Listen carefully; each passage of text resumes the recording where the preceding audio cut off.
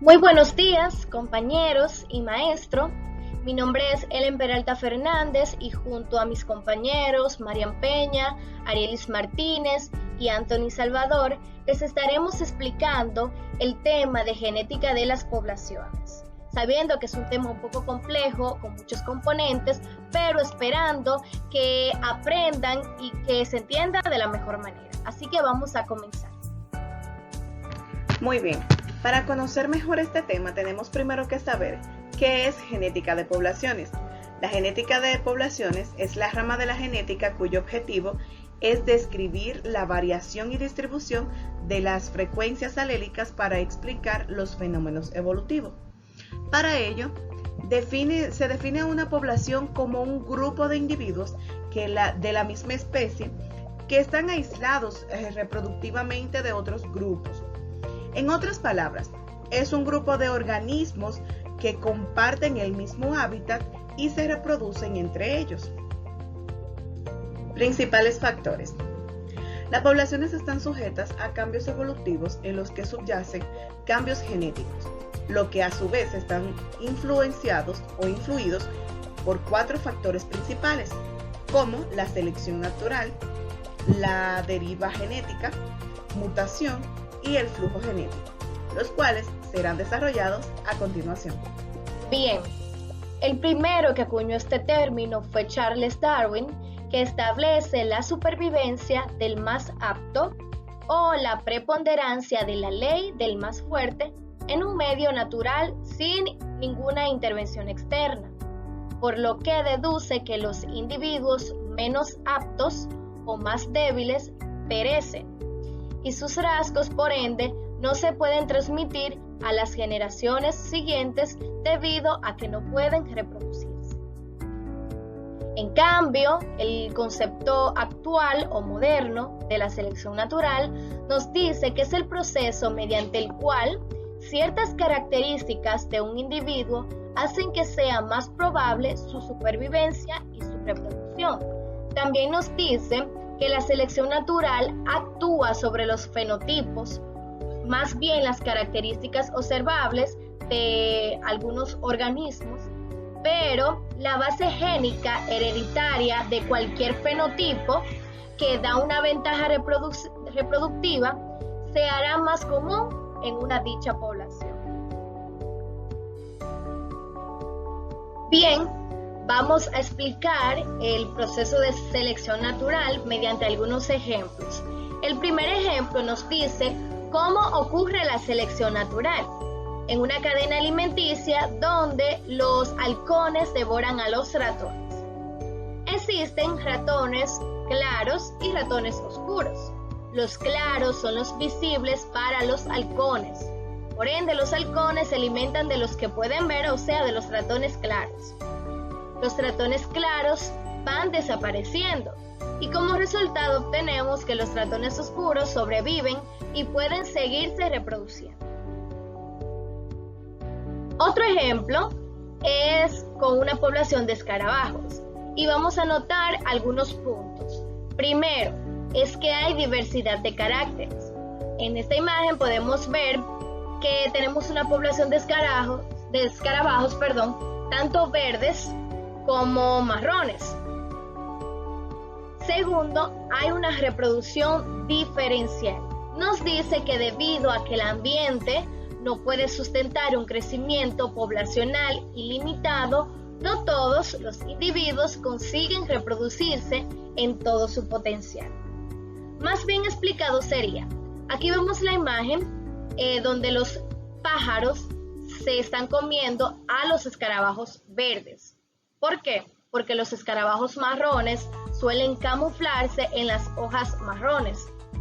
Entonces los escarabajos verdes que logran sobrevivir tienen menos frecuencia de reproducirse que los escarabajos marrones. Es por eso que no todos los individuos consiguen reproducirse en todo su potencial. Seguimos con el punto número 3, donde nos dice que hay herencia. O sea que los escarabajos marrones supervivientes tienen bebés escarabajos marrones, debido a que este fenotipo color marrón es el que tiene la base génica. Y por último, el resultado final nos dice que el carácter más ventajoso, o sea, el fenotipo color marrón, permite al escarabajo tener más descendientes, por lo que se vuelve más frecuente en la población de los escarabajos. Si este proceso continúa, finalmente todos los individuos de la población de escarabajos serán totalmente marrones.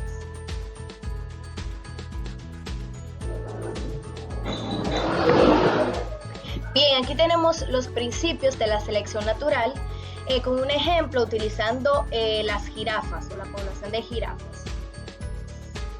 Es lo mismo que se había explicado anteriormente. En el principio número 1 tenemos el principio de la variación, donde los elementos de la población no son todos iguales, es decir, que en una población, en este caso de jirafa, tenemos fenotipos o características distintas, en este caso cuello largo y cuello corto.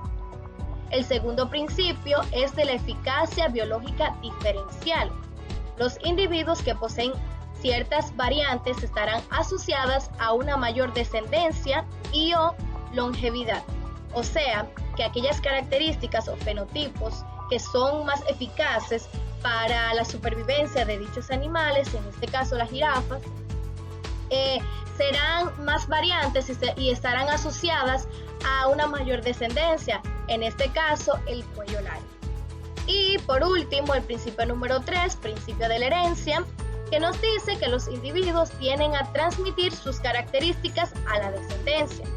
En este caso, la característica o el fenotipo con mayor variabilidad o con mayor descendencia fue el del cuello largo, por ende todos sus descendientes van a tener el cuello largo.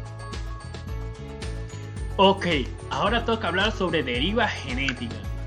Algunos individuos de cada generación pueden, simplemente por el azar, dejar unos pocos descendientes más y genes que otros individuos.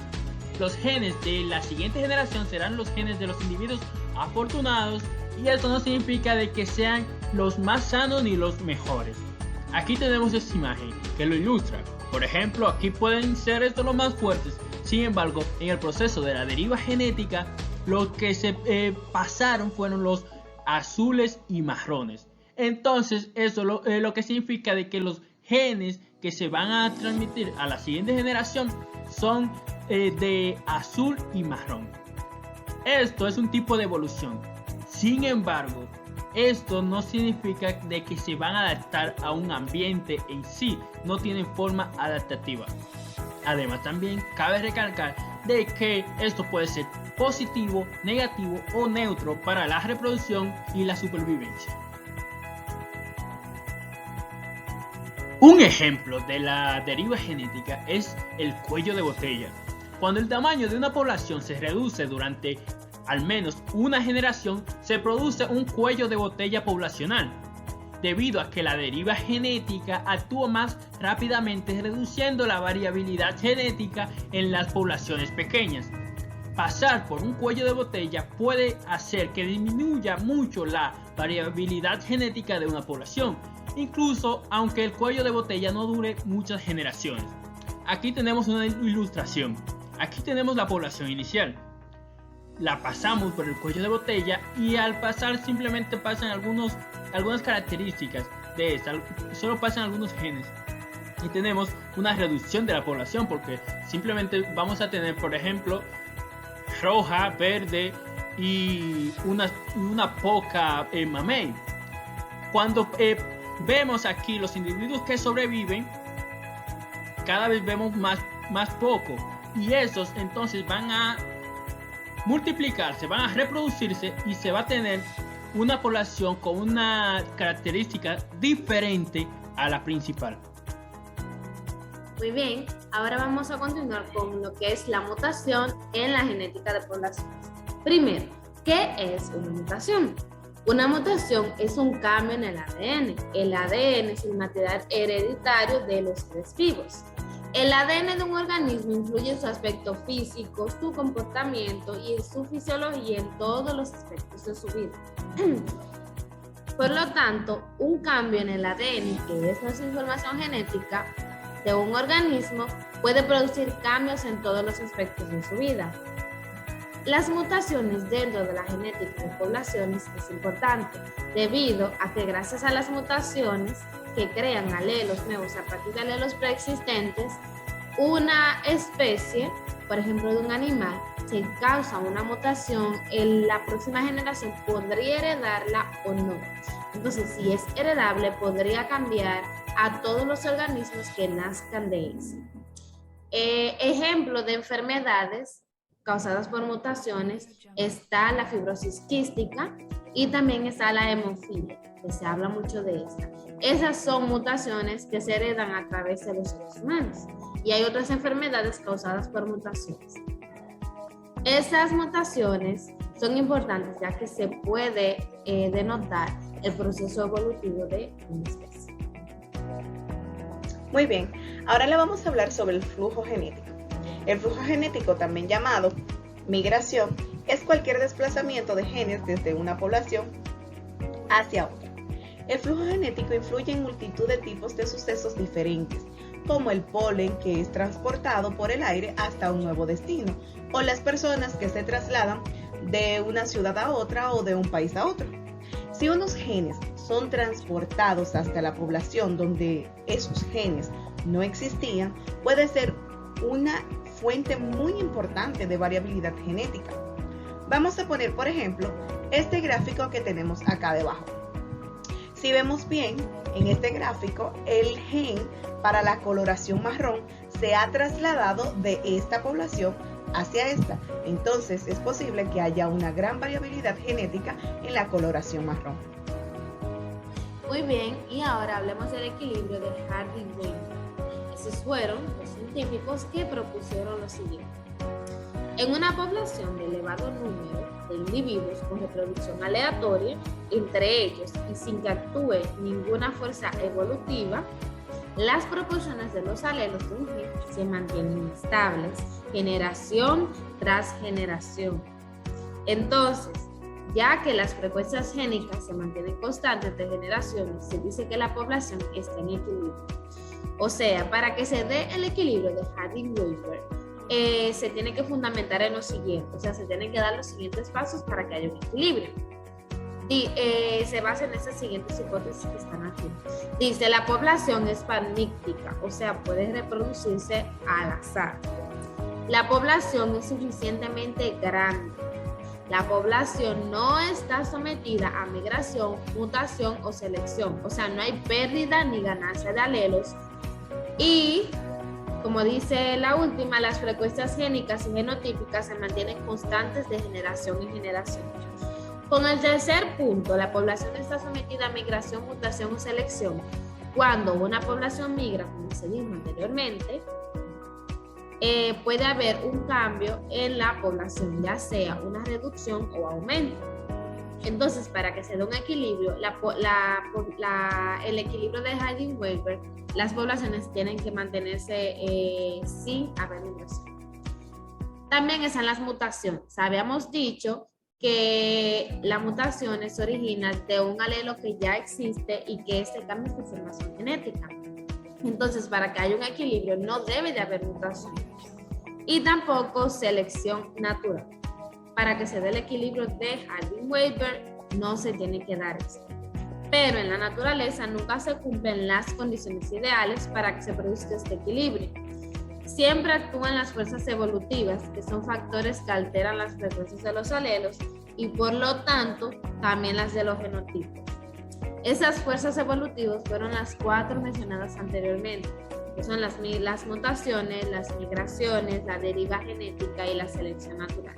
Pero también hay una más y es la falta de panmixia, que dice que sucede cuando no todos los individuos reproductores de una población tienen las mismas posibilidades para reproducirse, por la razón que sea.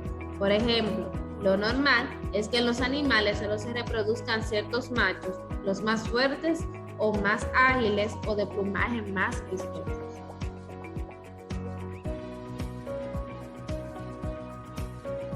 Muy bien, el desarrollo del equilibrio de Hardy-Weinberg, aquí es como se calcula las poblaciones. Esto también dice que el equilibrio si las frecuencias genotípicas están dadas por el desarrollo del cuadrado de la suma de las frecuencias alélicas, vamos a decir que P y Q son los individuos con estas condiciones fenotípicas o genotípicas. Dice, siendo el equilibrio P al cuadrado es frecuencia de individuos homocigotos dominantes.